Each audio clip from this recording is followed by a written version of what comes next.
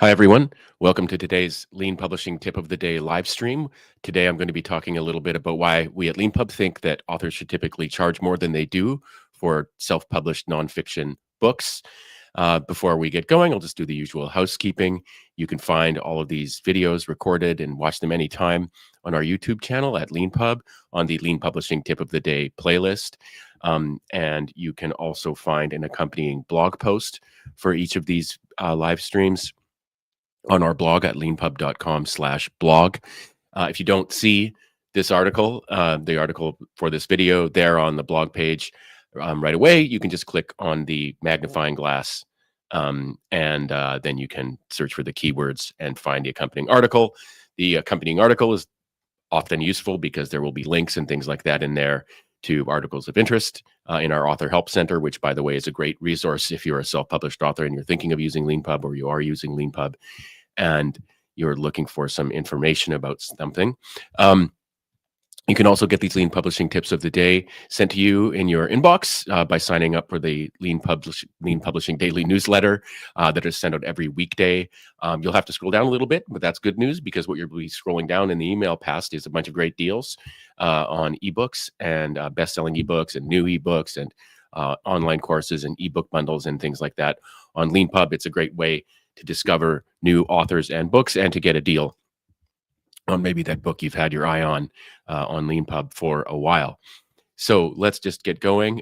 So it might sound kind of funny, but one of the interesting things about self-publishing is that you get to set the price for your book. In LeanPub, as I've talked about before, you actually set two prices, the minimum price and the suggested price, and then people choose what to pay. They can go as low as the minimum price. They can go pay the suggested price, which is what they'll see when they go to the LeanPub page by default, or they can pay more. And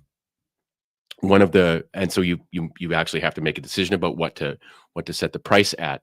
Now, first of all, I'm going to talk a little bit about just straightforwardly why you should charge more, and then I'm going to take the opportunity to nerd out a little bit and talk about books and book pricing in general. But straightforwardly, as a matter for a self-published author sort of facing the decision, what should I charge for my book? There's four reasons typically that we find that authors set their book prices lower than we think they should put them. The first reason is that they often think people just won't pay a higher price for it.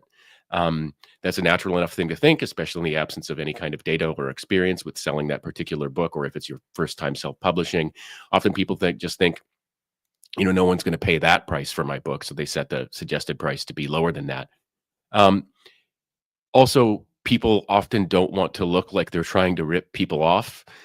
This is a very human and very normal kind of thing to think, and to be a little bit concerned about reputation. I've written a book and I'm charging $50 for it. Is that really like appropriate? Are people going to wag their finger at me online or something like that? Another reason that self-published authors often charge less than we think they should for their nonfiction books is that they simply undervalue their own work. And I do partly mean that in the very normal thing of being kind of humble. Just a very normal thing. But when we say undervalue your work, it's like, for example, the typical example we would pick is like if you're really an expert in some programming language and you're writing a book about it, or you're writing a kind of like what I wish I knew when I was starting out kind of book because you really know what you're doing with the programming language now.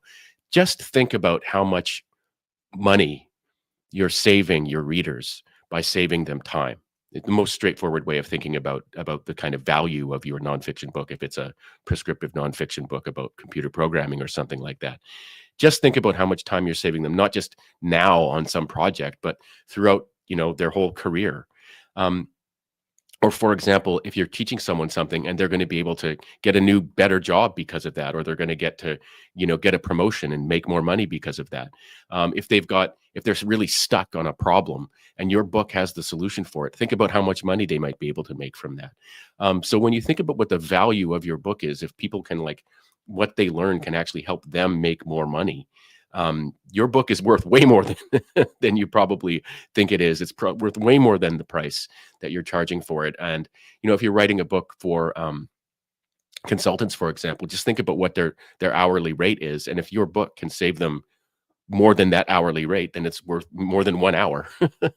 Then your book is worth more than their hourly rate from one way of looking at it. So these are three of the main reasons that people often charge less than we think they should for their nonfiction books. But the other one, this isn't so much true probably lately, but this is when I said earlier that I was going to nerd out about books and book pricing and stuff like that.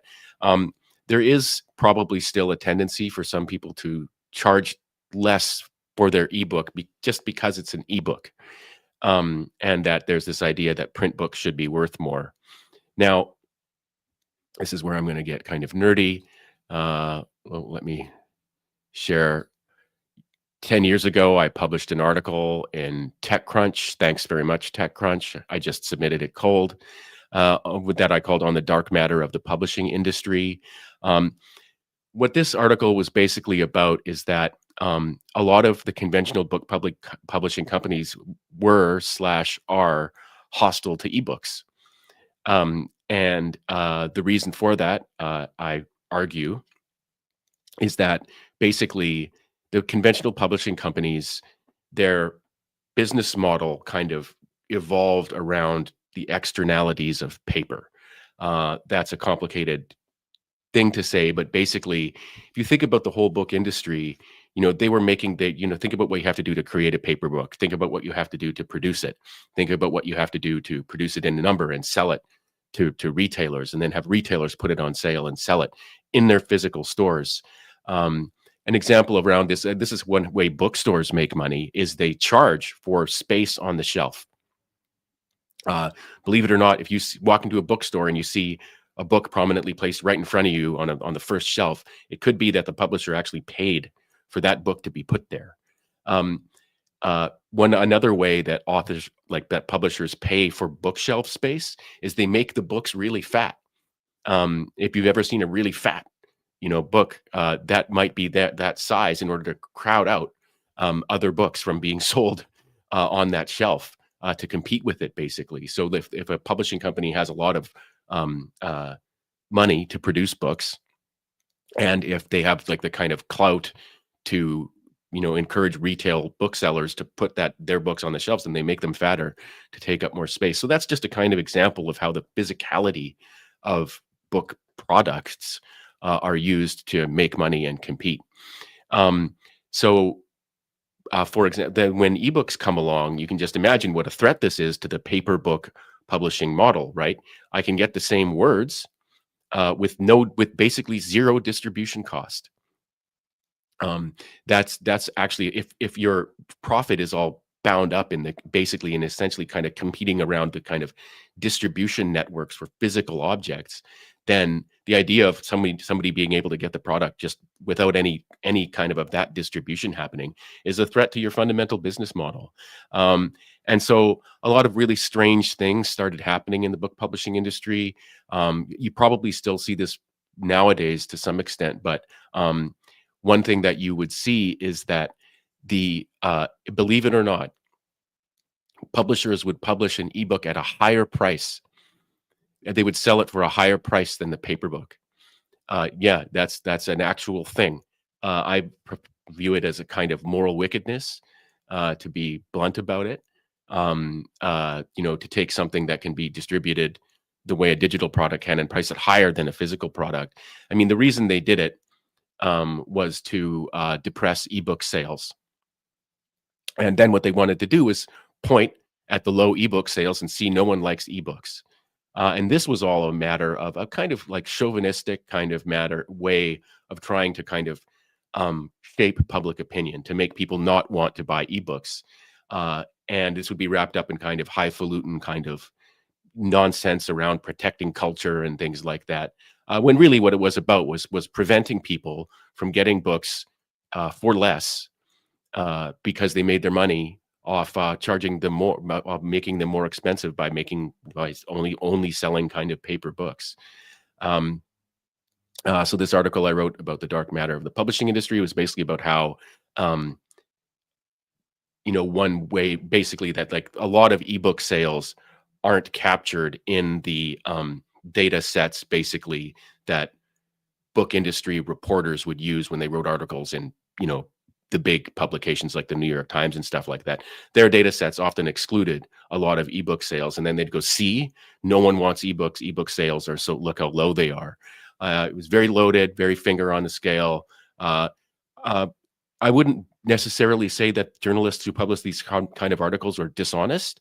I think they're ignorant and lazy, and they didn't try to really understand what ebook sales were like, and what the demand for them really was. And one of the reasons for that was that basically they see that a lot of people see the world of books is kind of really uh, implicated in notions of social hierarchy, and the idea of going along with the line that the big New York-based publishing companies are saying. If you go along with that, you're somehow associating yourself with their higher status. So this is a reason a lot of kind of big book industry journalists just toe the line. Is basically they feel they have something to gain by towing the line and something to lose by objecting to it. And it's funny, like it sounds silly, but why would you publish a whole serious article about the book publishing industry data, but you're really like worried about like currying favor with the cool kids? That's how a lot of the book publishing industry works. That's a lot of how a lot of ways lots of other industries work as well. And yeah, and so like that one last thing I'll say, like about one other thing I'll say about book pricing is that there was something. This is a controversy from a long time ago. This article's from 2010, from BookNet Canada. Congratulations to them for being so good at actually reporting well on book publishing in the book market. They have this really really well like kind of written article talking about how like the kind of current model for book selling at the time was being challenged by something called the agency model, which was very controversial. As I recall, there were some pretty big companies that lost a big court case where they were, I believe, don't get like, I could be wrong, so please look this up. But basically, it was ruled that they had in effect been colluding to keep ebook prices high. I think that's what it was. It was something in spirit along those lines. And the idea, yeah, was to depress ebook sales to protect their business model, which was based around selling paper. It really didn't amount to a lot more than that at the end, no matter what the claims they would make to what their kind of noble mission was. And one thing I would say is, if it sounds kind of funny that I'm getting so passionate about something like book pricing, it seems like a lot of those debates and a lot of discussion were driven by people who'd never experienced scarcity, even in their imagination. If you grew up too poor or in too isolated a place to get books, the invention of the ebook was a profound transformation of your life, and the one life you're ever going to get to live, all the knowledge you're ever going to have. And to try and suppress that technology because it hurt your bottom line because you made money selling paper, and then claiming, well, it's just the perversity of claiming that you were doing that to protect culture, for example, was just a form of wickedness, and then that characterized a lot of the industry. Anyway, that's the interesting nerdy backstory to kind of the big. Oh, and the other thing too is, yeah, another sort of like more genuine, but still, in my view, kind of naive debate. And as I say in this article, tiresome debate about what should a book really cost. So that's what we now that I've had my complaints and negative observations about everybody, this is actually an interesting question. What is there a price that a book should cost? I think it's very straightforwardly, the answer is no. Existence precedes essence. There's no such thing as like an objectively correct price for a book. Value is, a convention between people. There's no such thing as the inherent value of basically anything. Let me tell you a kind of funny story about that. So a friend of mine once came to, I had a birthday gathering in London at a really cool bar, and it had really cool couches and stuff like that. And a friend of mine who was writing his doctorate came to visit, or came to the bar with his book bag. And he sat down, put his book bag next to him, and we were having drinks and stuff like that. And, sometime later he just went, "Oh no." And he realized his book bag had been stolen. Now, he took it like a philosopher, which he was. But the thing about that book bag is that it was Isaiah Berlin's book bag. My friend was doing his DPhil on Isaiah Berlin, and knew someone who was, connected enough to have one of Isaiah Berlin's book bags, and this was Isaiah Berlin's book bags. As soon as that bag was in the hands of the thief, it lost all of its value, but with respect to being Isaiah Berlin's book bag, because no one would ever know that it was. That book bag then just probably ended up in a dumpster somewhere. And so I just tell that as a kind of parable about value. That value is what we choose it to be. And so when it comes to the value of your book, the value of that book is what you choose to charge for it and what people choose to pay for it. That's the value of your book. And so like if you want to think about how you should price your book, you should keep that in mind, that don't go searching for the truth. You're going to be choosing that price. It's absolutely up to you what it's going to be worth. And so with that kind of, bracing observation, what you should think about is, what's your actual goal? And the key thing is to think about, what's the lowest price you would want anyone to pay for your book. That could be free. There could be lots of good reasons for that to be free. But if it's not going to be free, typically what we say is the lowest price you should want your book to be sold at is the lowest price that it's going to be sold at when it's on sale, when there's a discount. And typically what we say is that discount you should be able to say 50% off the minimum price for your book. So if the lowest you want your book to be sold for ever on a discount is $9.99, then the minimum price of your book should be $19.99, so that when you do 50% off sales, you can say, get it now for half off. And then that price will be $9.99 because your book's minimum price is $19.99. So with all that said, yes, you should typically charge more for your nonfiction book than you have been charging. There's two main reasons for that. One is three. One, people probably are willing to pay more for it than you think. The other thing is, it's probably worth more to them than you think, which is another way of saying you've priced it too low because you're undervaluing your own work. But in addition to those two things, the third big reason you should probably charge more is so you can offer bigger discounts. Personally, I'm not a fan of the kind of 95% off discount thing. You'll see that where someone will, this is in the world of online courses, you'll see this where the headline price is $500, but get it now for $25. Personally, I don't think that those kinds of things just look kind of like fake discounts, but 50% off doesn't. That just looks like, oh, I'm lucky. I saw this discount. I was right time, right place. It's, Black Friday, something like that. So definitely, if you're a self-published author, whether you're on LeanPub or not, and you're publishing a nonfiction book, I highly recommend that you consider charging more than you currently are. Of course, you should also think about experimenting with your price and things like that. But yeah, think about charging more for your book.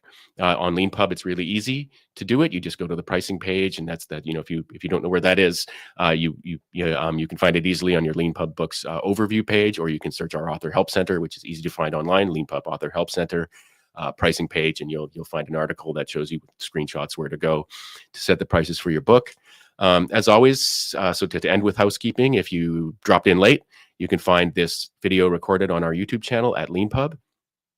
And you can find this blog post on our blog at leanpub.com/blog. If you don't see it at the top, on the top page, just click the magnifying glass and search for these keywords, and you'll find it there. Sign up for the Lean Publishing Daily Newsletter if you like getting deals on ebooks and getting sort of tips of the day like this in your inbox every day. And if you are a LeanPub author and you want to learn more, please subscribe to our YouTube channel. If you're not an author and you're thinking of being one, please do that too. And if you just love supporting authors and discovering new authors and watching new release videos, watching book launch videos, watching and course launch videos, and watching big podcast videos where we interview authors in depth about what they write about.